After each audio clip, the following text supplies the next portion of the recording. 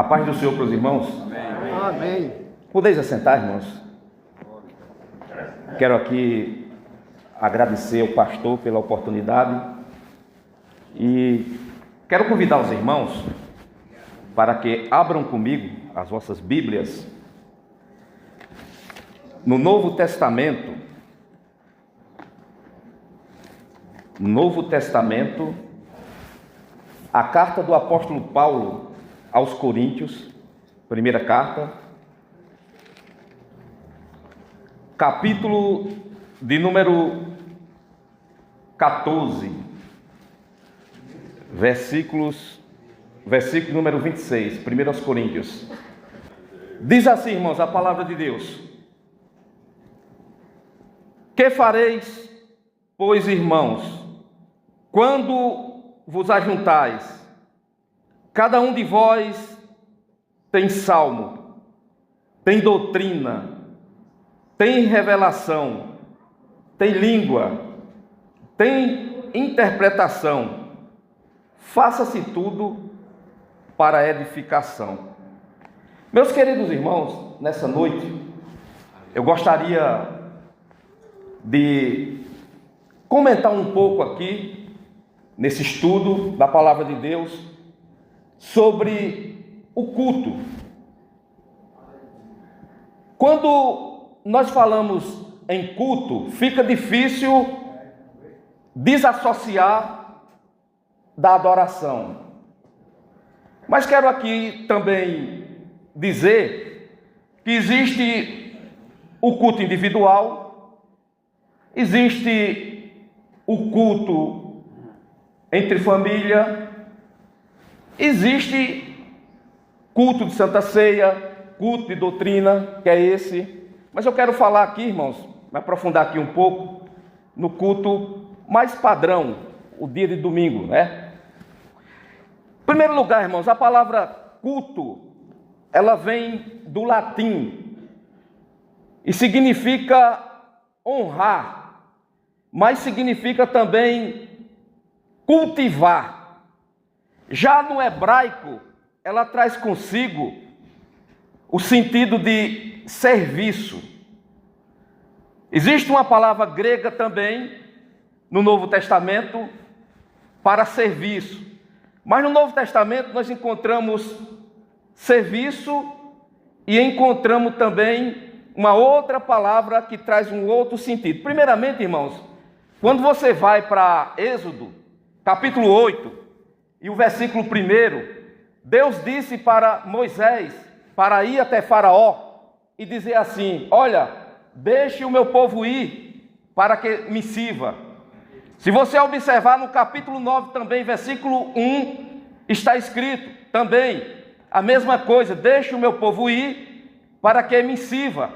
Mas quando você vai no capítulo 5 de Êxodo, versículo 1, lá está escrito dizendo assim: não deixe o meu povo ir, para que celebre uma festa no deserto.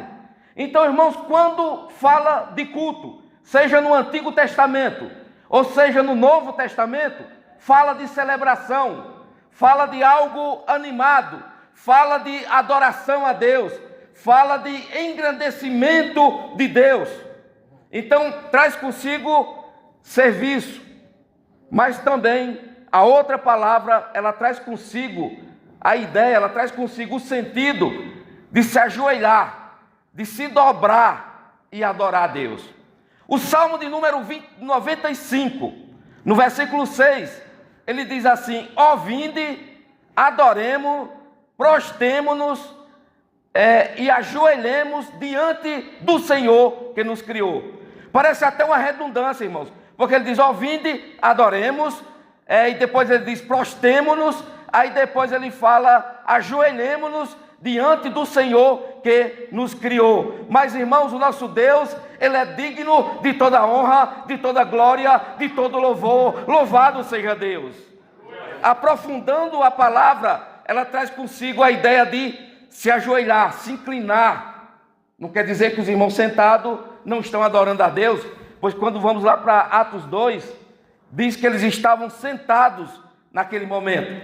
Mas aprofundando mais a palavra, E ela traz também, irmãos, consigo o seguinte sentido.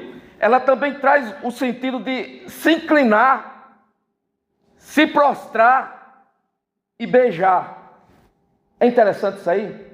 No capítulo 19 de 1 Reis, no versículo 18, Deus disse assim para Elias: olha, eu ainda tenho 7.000 que não se dobraram diante de Baal e não o beijaram.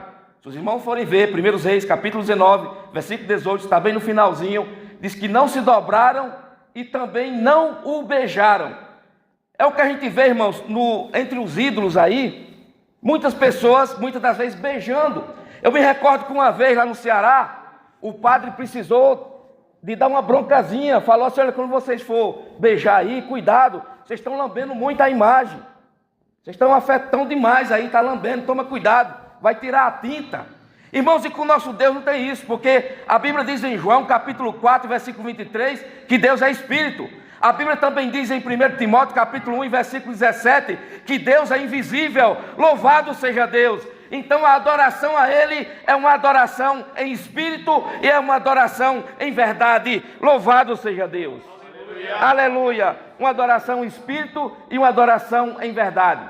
Eu me recordo agora, em Mateus capítulo 4, versículo 8 até o 10, diz que o diabo transportou Jesus para um alto monte, um lugar alto, e disse que daria todos os reinos a ele, se Jesus se prostrasse e adorasse a ele. Aí Jesus diz assim: olha, sai-te, Satanás, porque só a Deus adorará e só a Ele servirás. Louvado seja Deus. Então o culto verdadeiro é um culto que adora somente a Deus. Louvado seja Deus, com exclusividade somente para Deus. Somente Ele é digno de toda honra, de toda glória e de todo louvor. Oh, aleluia!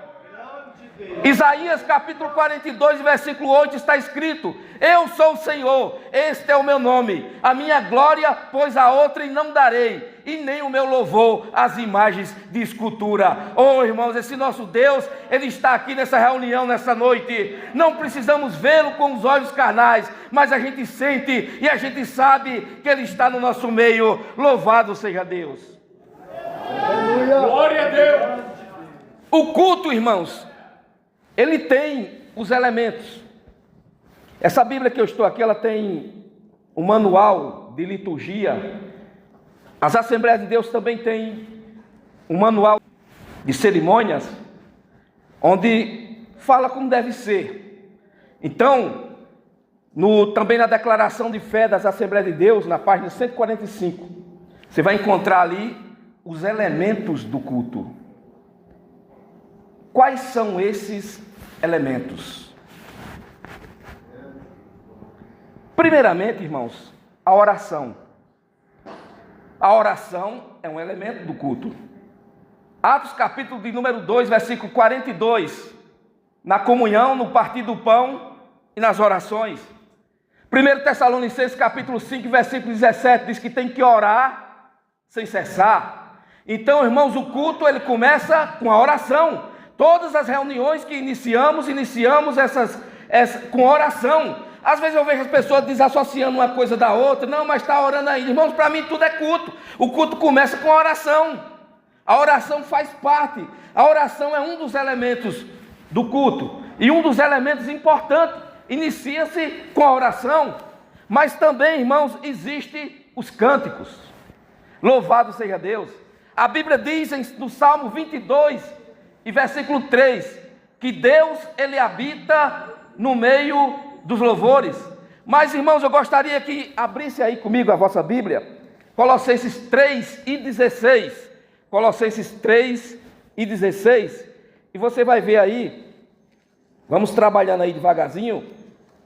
O apóstolo Paulo, ele não foi didático, juntando todos num lugar só, mas quando a gente lê as cartas dele, a gente vai ver muito desses elementos. Colossenses capítulo 3, versículo 16 diz: a palavra de Cristo habita em vós, abundantemente, em toda sabedoria, ensinando-vos e admoestando-vos uns aos outros, com salmos, hinos e cânticos espirituais, cantando ao Senhor com graça e em vosso coração.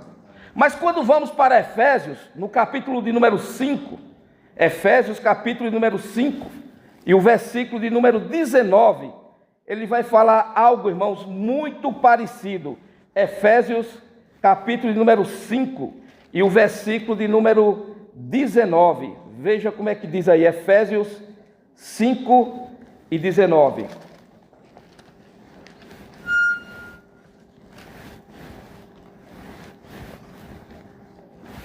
Quem encontrou aí, irmãos? Alguém encontrou? Falando entre vós com salmos e hinos e cânticos espirituais, cantando e salmodiando ao Senhor no vosso coração.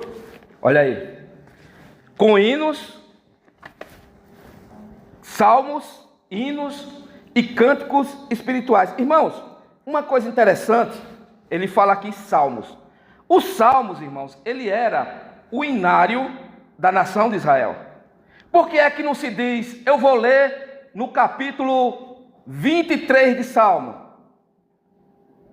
Por que não diz o capítulo de número 46? O capítulo tal e o capítulo, por que não chama de capítulo? Por quê? Sabe por quê, irmãos? Porque os salmos, eles são cânticos. Aleluia. E o interessante é que na Bíblia, os salmos, que vai até o 150, ele está dividido em 5 sessões, ou então 5 livros, são 5 sessões. Por exemplo, a sessão 1, do 1 até o 41, do número 1 até o 41, a sessão 1, livro 1. Do 42 até o 72, o livro 2. O livro 3, do 73 até o 89. Livro 4, do 90 até o 106. Livro 5, do 107 até o 150. E o interessante, irmãos, é que cada um desses livros, por exemplo, no número 41, no último versículo dele, termina com a doxologia. No último versículo do 72, termina com a doxologia. O que é uma doxologia? Doxologia são palavras de engrandecimento. São palavras de exaltação a Deus. Então os salmos, irmãos, por isso que a gente chama o Salmo 1, Salmo 2, Salmo 3, mas isso é questões didáticas, irmãos. Sabe por quê?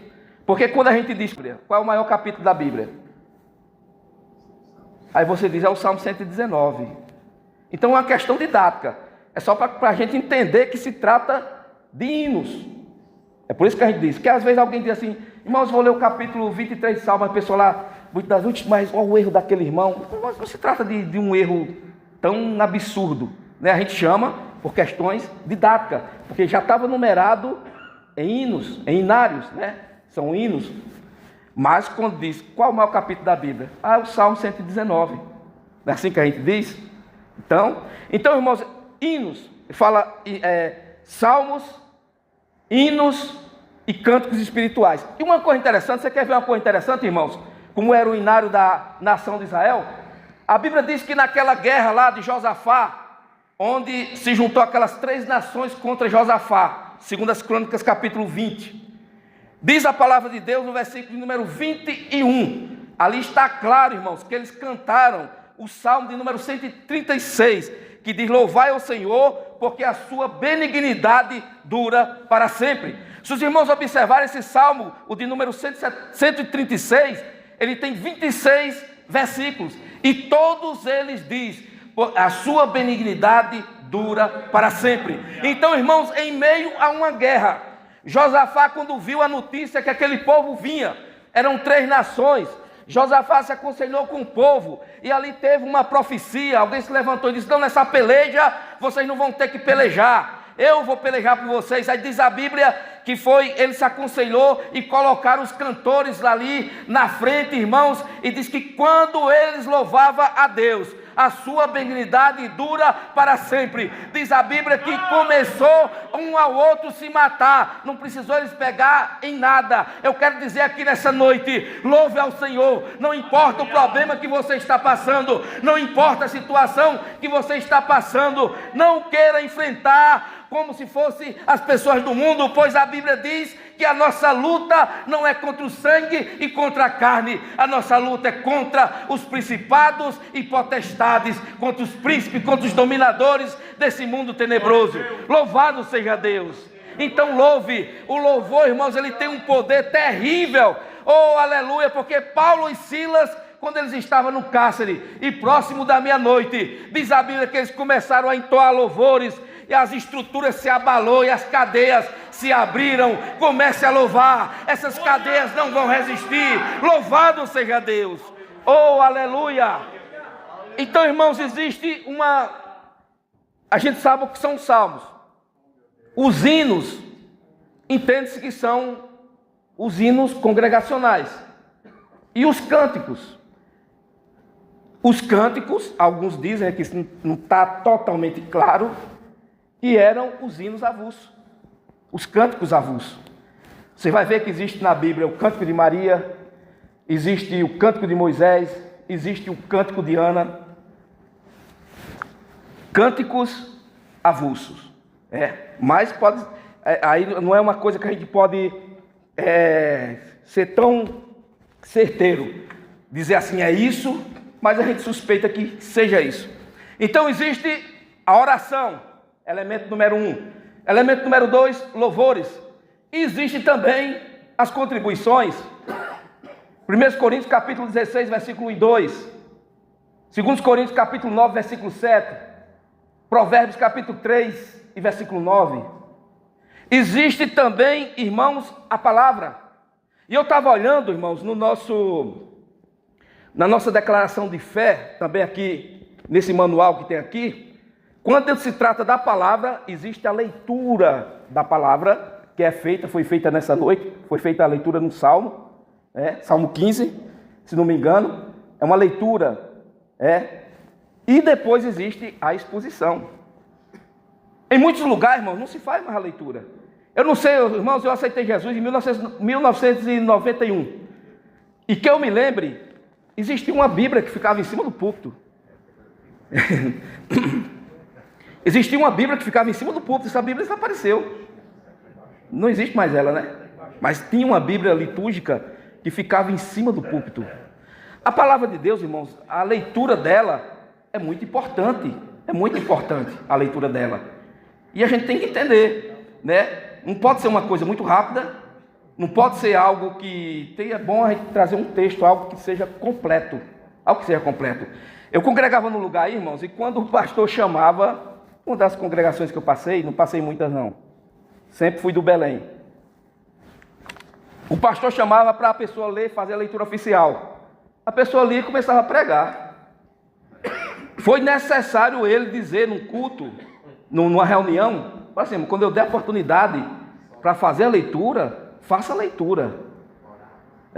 Porque aí a pessoa não está separando, ele acha, não sei se é a sede grande de pregar, porque tem gente que tem uma fome, uma sede, né? Se não, ele fica. Então, às vezes, ele me chamou, eu vou lá, e pronto. Não tem aquele também, quando chama para orar, o camarada fala. Tem também isso, né? Às vezes aquela sede, aquela coisa de querer falar muito, né? Então existe a leitura. Quando você vai para Lucas capítulo 4, versículo 16 até o 19, Jesus entrou numa sinagoga e foi dado para ele ler. Ele abriu, irmãos, ali, capítulo 4, versículo 16 até o 19. Diz a Bíblia que quando Jesus abriu mesmo a Bíblia não diz que ele abriu em Isaías 61, mas ele abriu em Isaías 61 e fez a leitura ali. Mas existe a exposição da palavra de Deus, irmãos, que para alguns, eu não sei se eu posso ser afirmativo nisso, diz que é o ponto mais principal do culto, é o momento da exposição da palavra. Então, irmãos, no Salmo de número 119, versículo de número 130, está escrito que a palavra de Deus, a exposição dela, traz luz e traz entendimento. Traz luz e traz entendimento. Se você for para Neemias, capítulo de número 8, Neemias 8 e versículo 8, Neemias 8 e versículo 8, vai dizer o seguinte, irmãos, vai dizer assim, declarando, explicando o sentido, fazia com que, lendo, entendesse. Eu acredito que você já deve ter participado de um culto que a mensagem foi pregada e você não entendeu nada. Ou então o pregador, ele contou muita coisa da vida dele. Irmãos, isso aqui é um momento muito sério. Tem gente que conta mais coisa da vida dele do que da palavra de Deus. A palavra de Deus tem que ser explanada. Aleluia! De uma forma que quem está ouvindo entenda, porque senão não tem... A Bíblia diz que a fé vem pelo ouvir, e o ouvir vem pela palavra de Deus. Se a pessoa não tem uma boa dicção, tem exercício para isso. Se não consegue pregar muito, leia. Se você não ler, se você não estudar, não vai conseguir não. Tem que ler, tem que estudar. Já contei aqui uma vez, irmãos, quando eu trabalhava na outra empresa, às vezes eu falava de Jesus lá, e tinha um irmão lá, ele falava para mim: rapaz, eu queria saber falar como você assim, tal. É bom, né, falar a palavra de Deus. Eu falei, O tempo foi passando. Outro dia, eu vi ele numa turma lá. Irmão, meu camarada entendia de futebol demais. Eu já não entendo nada, mas também não estou dizendo que é pecado. Mas ele falando lá, porque tal, você viu o jogo tal e tal. Aí eu fui e falei para ele, se você estudar a Bíblia e se dedicar, do jeito que você se dedica a conhecer sobre futebol, você vai pregar. A Bíblia diz que a boca fala daquilo que o coração está cheio. Não tem como, irmãos, o camarada, ele se envolve com essas coisas, e o coração dele vai ficar cheio disso. Não estou dizendo que não se envolva, mas vai ficar mais cheio disso. Aí depois, quando vai pregar, não sai nada mesmo. Não tem nada. Então, a exposição da palavra de Deus é um momento muito importante. Um momento que ela é exposta. A gente entende, irmãos, que Deus está falando no momento que a palavra de Deus está sendo pregada. É por isso que ele diz aqui, quando você juntar, diz que um tem salmo, outro tem doutrina, outro tem revelação. Aí ele faz assim, faça-se tudo para edificação. Mas temos, né? Tem tudo isso. Faça-se tudo para edificação. Pois bem, irmãos, nós falamos aqui dos elementos. Quais são os elementos? Primeiro elemento, oração. Segundo elemento, cânticos, leitura da palavra. Depois, a oferta, contribuições e a exposição da palavra. Agora, tem uma coisa interessante, irmãos. Isso são os elementos. Existe uma coisa chamada liturgia. Eu acredito que os irmãos já ouviram falar muito, liturgia. O que é a liturgia? O que vem a ser a liturgia? O que é que acontece, irmãos? Essa palavra do grego quer dizer... Interessante, essa palavra do grego quer dizer leitos públicos. Depois ela adquiriu o sentido de serviços públicos. Um funcionário do governo, tal, Por quê? Um serviço. Agora, irmãos, a liturgia, ela é importante. Alguém disse que é como um rio. Para que tenha um rio, ele tem que ter um leito.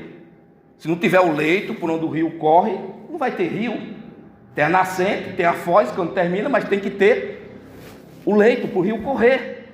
Então a liturgia é o quê? A liturgia é como nós trabalhamos com a oração, como nós trabalhamos com a palavra, como nós trabalhamos com os hinos. Por exemplo, nós das Assembleias de Deus no Brasil temos a harpa cristã. Mas se você for em outra denominação, uma batista, sei lá, uma presbiteriana, você vai ver que talvez ele não tem. Tem um grupo de pessoas cantando ali.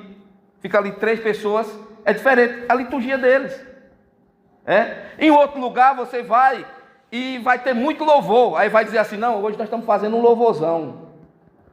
Muito louvor. Então o que é que acontece? A forma como trabalhamos os elementos, porque os elementos é a oração, e a Assembleia de Deus, irmãos, é uma igreja que ela distribui tão, tem um culto de oração, tem um culto de doutrina, tem um culto de ceia, antigamente tinha um culto administrativo, então tem todos esses cultos, Antigamente o de domingo, hoje chama da família, chamava público. Então a Assembleia de Deus foi um negócio certinho. Tem igreja que não, tem igreja que tudo é uma coisa só. Então a liturgia é algo importante. Agora eu pergunto para os irmãos aqui, nós podemos colocar tudo dentro da liturgia? Será que nós podemos pegar a liturgia e colocar uma coisa lá só porque eu acho bonito? Não, isso aqui vai ser bonito, vai ser bom. Olha, irmãos, a liturgia não tem, a liturgia ela não está tão clara na Bíblia. Os elementos sim, a liturgia não. Mas a gente sabe que em muitos lugares a liturgia ela é muito excêntrica.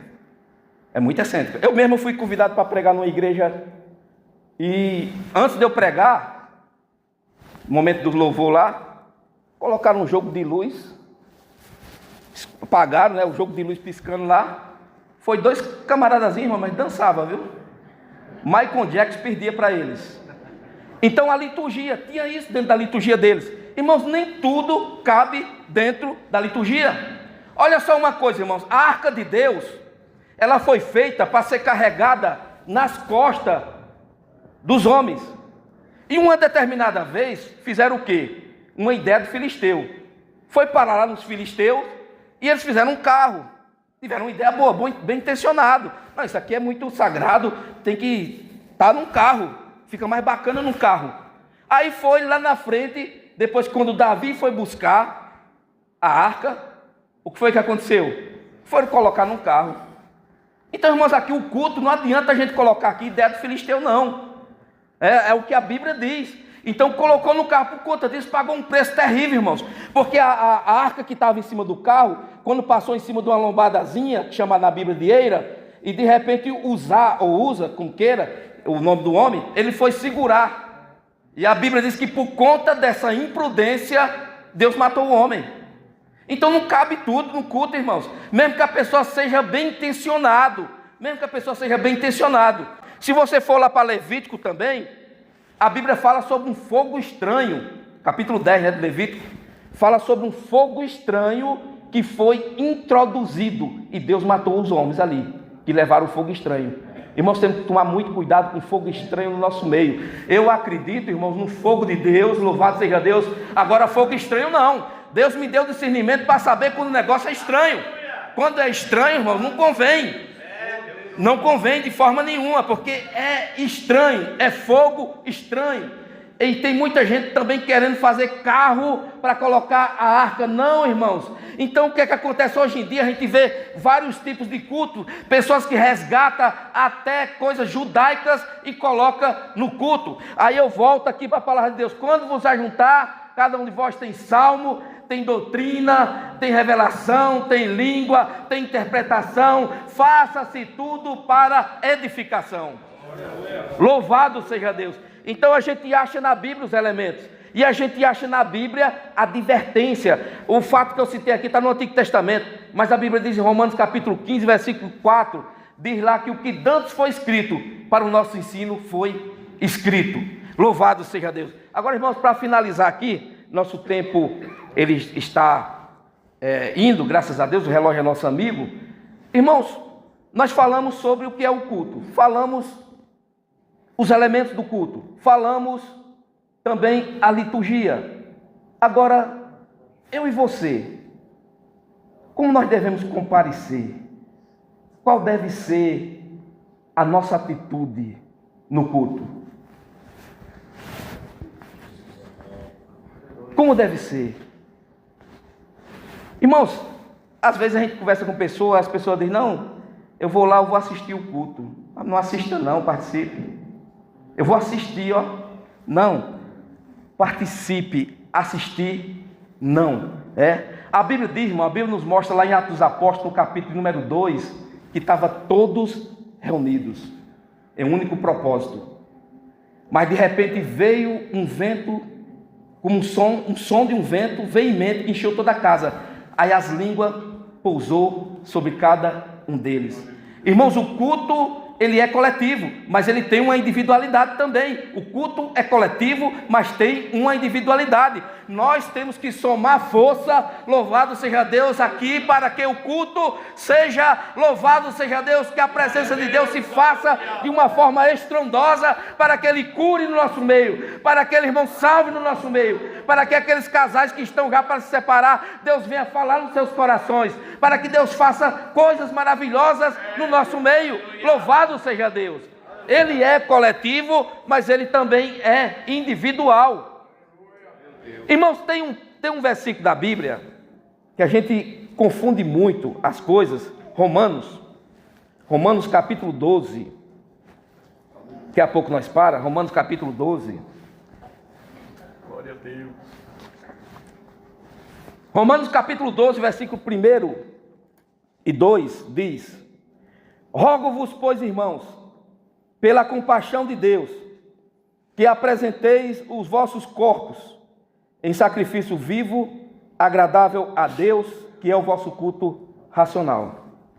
Aí a gente imagina que o culto racional que está falando aqui é um culto pensado, é um culto onde tem hora para começar, tem hora para terminar, as pessoas sabem o que estão fazendo, porque esse negócio, irmão, da pessoa pular, bater no outro, eu não vi, eu estava na unção, não é assim. O Espírito Santo não age dessa forma, não. Quem está cheio do Espírito Santo sabe muito bem o que está fazendo, sabe muito bem o que está fazendo. A Bíblia diz: não vos embriagueis com vinho, em que há contenda e dissolução, mas enchei-vos do Espírito Santo. Você vê que existe um contraste aí. Uma pessoa que está embriagada, ela não sabe o que está fazendo. Eu já bebi, irmãos. A pessoa fica... Agora, uma pessoa que é cheia do Espírito Santo, ela sabe o que faz. Louvado seja Deus. Então ele diz aqui, irmãos, apresentei os vossos corpos em sacrifício vivo, santo e agradável a Deus. Agora, o que é o culto racional? Eu vou ler de novo. Rogo-vos, pois, irmãos, pela compaixão de Deus, que apresentei o vosso corpo em sacrifício vivo e santo e agradável a Deus, que é, olha, veja bem, é agradável a Deus, que é o vosso culto racional. O que é o culto racional? É quando apresentamos o nosso corpo em sacrifício vivo e santo e agradável a Deus. Eu quero dizer para os irmãos que o culto ele inicia antes de você entrar aqui. Porque não adianta nada, irmãos, o camarada com a vida toda enrolada, achar que aqui Deus vai receber. Olha que Deus não recebeu a adoração de Caim. Eu já vi gente dizendo, não, porque ele apresentou alimentos. Olha, você acha que não fazia parte também, não? Aí a pessoa quer dizer que Deus só recebeu o de Abel porque era ovelha. Não, a Bíblia deixa muito claro, não recebeu dele porque ele era mau. Então aqui diz que em primeiro lugar a gente tem que oferecer o nosso corpo em sacrifício vivo, santo e agradável a Deus, que é o vosso culto racional. A Bíblia diz: quer comeis, quer bebais, ou façais qualquer coisa, fazei tudo para a glória de Deus. Porque tem aquelas pessoas, irmãos, que ele faz tudo quanto é errado lá fora. Ele compra, mas não paga. Ele faz coisa, ele trai. Mas aqui dentro ele pula, ele treme, ele faz a pessoa diz: puxa vida, o camarada, olha, tome cuidado, irmãos, porque o culto tem que ser em espírito e em verdade. E se não existir verdade nisso, esse culto Deus não recebe. Em espírito e em verdade. Mas só para não deixar aqui uma dúvida dos irmãos, não quer por eu dizer que aqui capítulo 12, versículo 1, está dizendo que o culto racional é apresentar o corpo em sacrifício vivo e santo, não quer dizer que a Bíblia não diga que o culto não tem que ser racional. Se você for para o capítulo 14, irmãos, de 1 Coríntios, muitas das vezes é um capítulo que a gente muitas das vezes passa por cima dele. Mas veja bem, no capítulo 14, versículo 8, diz que se a trombeta der sonido incerto, quem se preparará para a batalha?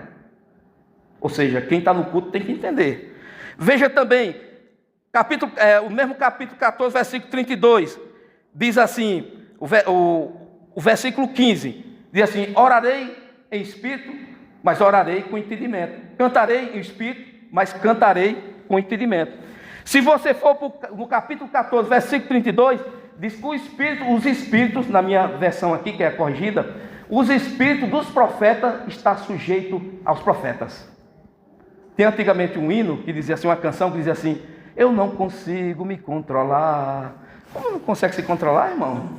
É Deus, está sendo usado por Deus, está sendo tomado por Deus. É claro que consegue se controlar. Consegue. Consegue sim. E para finalizar, irmãos, nesse capítulo 14, ele cita edificação no versículo 5, versículo 12, versículo 17. E no capítulo 14, versículo 40, ele diz que o culto tem que ser com decência e ordem. Tem muita gente, irmãos, lá fora, o pentecostalismo, ele já está um tanto quanto meio desgastado por conta disso. É cada coisa que a gente vê na internet aí, e diz: não, é pentecostal. Então cuidado com isso, rapaz. É pentecostal? Cada bagaceira que a gente vê, dizer assim, aí diz: é pentecostal. Não, irmãos, o pentecostal é alguém cheio do Espírito Santo. É como diz aqui: quando vos ajuntar, cada um de vós tem salmo, tem doutrina, tem revelação. Não precisa, irmãos, que nem tem umas pessoas que é um pouco orgulhosa, né? Já vi gente dizer assim: não, eu tenho os 9 dons. Mas que orgulho grande é esse, né? Aqui está dizendo: cada um de vós tem salmo, tem doutrina, tem revelação, tem língua, tem interpretação. Camarada lá no Brás, quando eu congregava, no bairro do Brás, Ministério do Belém. Camarada, ele chegou na moça, ele não tinha assunto, né? Aí falou, olha, eu tenho os 9 dons, só falta uma esposa. Hoje estava querendo dizer que a mulher, a moça era um outro dom, mas não colou, irmãos. Está entendendo? É bom que a gente faça como diz a Bíblia, para que teu proveito seja manifesto a todos. Eu agradeço a oportunidade, irmãos, e rogo as vossas orações a meu respeito e da minha família.